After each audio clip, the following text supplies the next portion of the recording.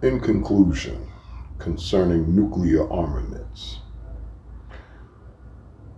there is no nation on this planet where the leadership is absolutely 100% that looks like me. There is no nation on this planet where the leadership absolutely looks like me and has nuclear capabilities.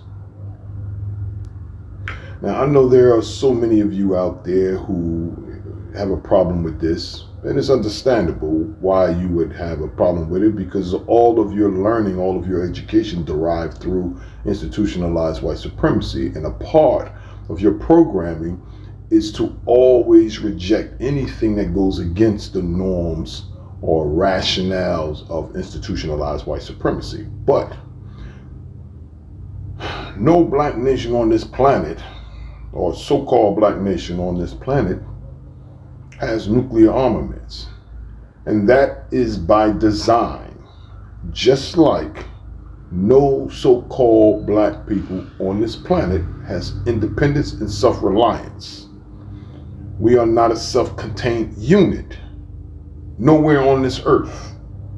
And this, too, is by design. Now, you would probably, there are those of you who look out and say, well, listen, what about India? India are not so-called black people. Those are so-called white people. They're just shaded, that's all. Just like the Middle East, they're shaded so-called white people. That's all they are. The fact in this is this, as it is written in the message, you have to understand it has never been about the skin color, how you define the mafia of a people. That dynamic has always had that long, straight hair, whether it's thin and brittle or thick and long, as in the case of India and throughout Asia. So, with that being said, I reiterate, so-called black people cannot be allowed to be independent of so-called white people. So-called black people must always be and feel the need to depend on so-called white people.